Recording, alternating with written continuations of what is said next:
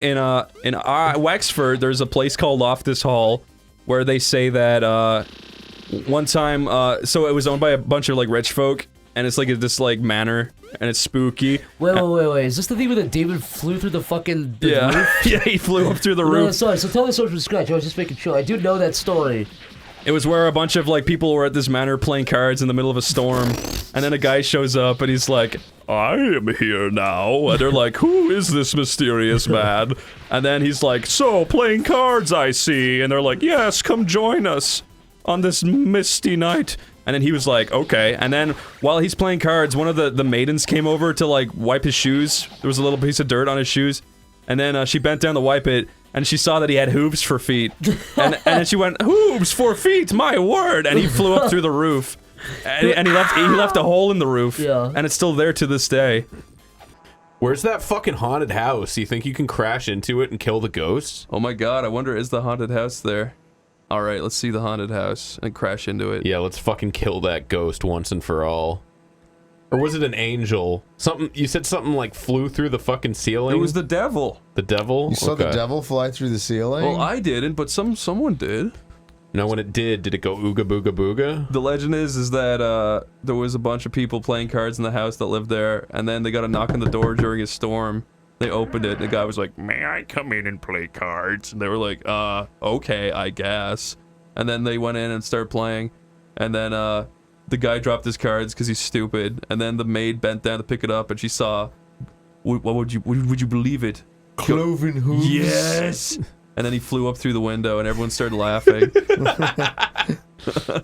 Dude, that guy who played Gaston blew his fucking face off. I was about to say that. He yeah. did? Yeah. Yeah, there was like really good Gaston in Disney World. I've seen video. I saw like the videos, and there was 2 guys playing him. Yeah, one of those guys, the famous one, No died. one blows his he own held head up. He held a firework in his hand and lit it on the 4th of July. There's also a bunch of killed him. There's also a bunch of accusations. I'm gonna fact check. No, There's also a lot of. Didn't he try to shoot an apple off his head with a fucking? Oh, firework? come on now. I'm not. No, you can look it up. It's true. Do you think that's like kind of off? Oh, yeah, Jeff fact checked I it. just saw it, man. I didn't mean Did to you see the laugh. live feed of his face blowing The off? Disney actor who won the hearts as Gaston has died in a fireworks accident over the weekend. According to the news, Devin Staples placed a fireworks mortar tube on his head and set it off. Oh, I deserved it. think the apple thing was. He did made up. deserve it. What kind of fucking idiot is like, who would've? Gaston. That's just Gaston. That's not even like a freak accident. That's pretty much premeditated suicide. That's karma. That's what No happens one when- blows his own head up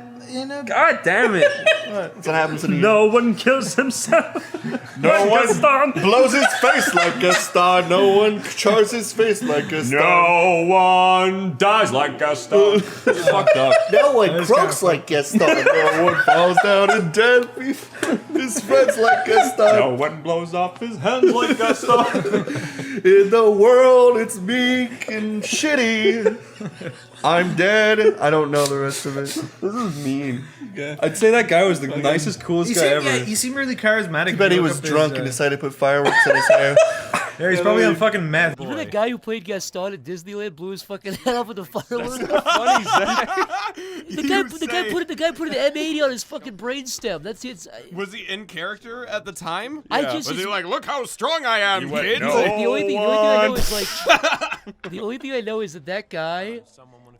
Literally, there was a video of him going viral as Gaston. And like 6 months later, he fucking put an M80 on his brainstem and it blew his head off. Was it the dude that did the push-ups? Yeah. The viral guy? Gaston impersonator. Viral Gaston. He fell off a mountain after he blew his head up. Was the first part of that at least true, Zach? Was any of that true? Dude, Zach, once I was like, I don't know if I told this story, but we were on the computer, me and my sister. It was a joint like party. It was a joint party. Yeah. Joint venture, yeah. We were like, let's look at like naughty sites. How old were you? I was young. How old was Because I didn't know that typing into the address bar would forever save it in the history. Oh, so that's gonna be rough later, isn't it? yeah, so I was in the address bar, and my sister. Corey, you what'd you do? And my sister was like, type in men's dick. It was like the most basic. Did you also want to see that too? No, I was like, okay, because I wanted to see if there's actual sites. So she put in men's dick, and I was like, whoa. And then like I'm gonna put in girls' pussy, and we were like doing that, and then we were putting in like big farts and stuff. We were putting all this stuff in the search history and laughing, and we went upstairs.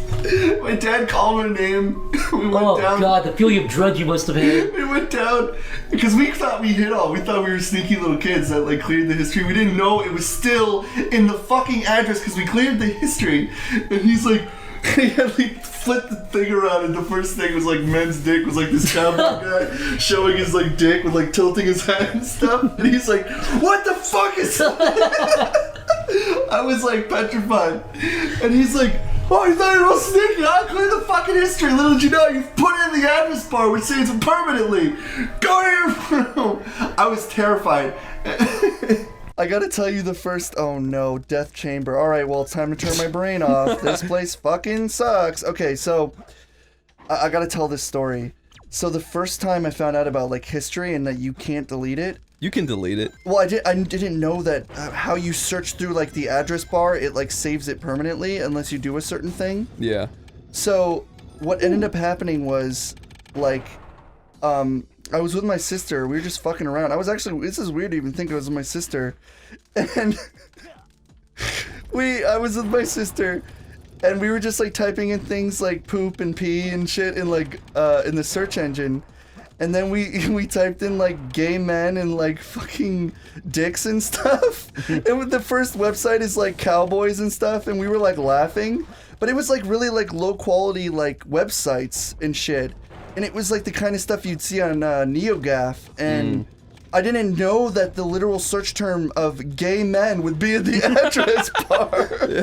When my dad opened the fucking search term for Google, so... Oh no. He called me and he's like, Cork, get in here! And he typed in Google and gay men appeared. He had the website with the gay cowboys like pulling their pants slightly down, and I'm like, oh shit. And I was like, fuck. And he's like, what is this? What's the meaning of this? And then, since it was me and my sister, I was like, we didn't know. He's like, oh, you were both doing this? And he's like, oh, you're looking for penises and shit? And we were also laughing, so he's getting really pissed. Yeah. But, oh my god. It's just so funny. You never realize that, like, a letter will be associated with the fucking search term. When we were ready Starcade, we'll get to that later. When we were ready Starcade... What is it? How does... Can I tell the story? Oh, you mean like when... Chris was trying to sleep, and he walked out, and it was like 5 a.m., and John and I were in dead silence. Let's get... Okay, the backstory was we were writing Starcade, me, Chris, and Zach. It was 4 a.m. It was like 4 or 5 a.m. Chris had gone to sleep like 5 hours ago, or maybe like 3 hours before. At a good reasonable hour. Yeah, at a reasonable hour, and like we were just like being too loud because we were. Chris stumbled out of the bedroom. Like, what are you guys doing? Yeah, he stumbles out, and we were watching like the thermal footage of ISIS guys, little ants like being exploded. And we were just watching. We were like 2 hours watching this. Like the helicopter machine gun where they're just like and go. Yeah, woke me up. They still like running around like ants. And fucking Chris just is like, what are you guys doing? And we're like, who watches ISIS getting fucking like shot? And he's like, okay, can you turn it down? Or some shit like I'm a party pooper. I'm sorry. No, it was funny. It was just like we were being loud. Fucking loud. Chris, I'm the same way. Do you remember last time we hung out? You guys watched the ISIS videos and blasted it. That wasn't the last time. Maybe the last time we all hung out. Yeah. Well, John, No. What happened was you went to sleep. We were in my. It was one of my Manhattan apartments. Writer's block. Yeah, we had really bad writer's block. We were writing Starcade. So you'd look up ISIS. Me, Zach, and Chris were coming up with ideas for Starcade. We had really bad writer's block, and we were in my apartment, and Chris went to bed.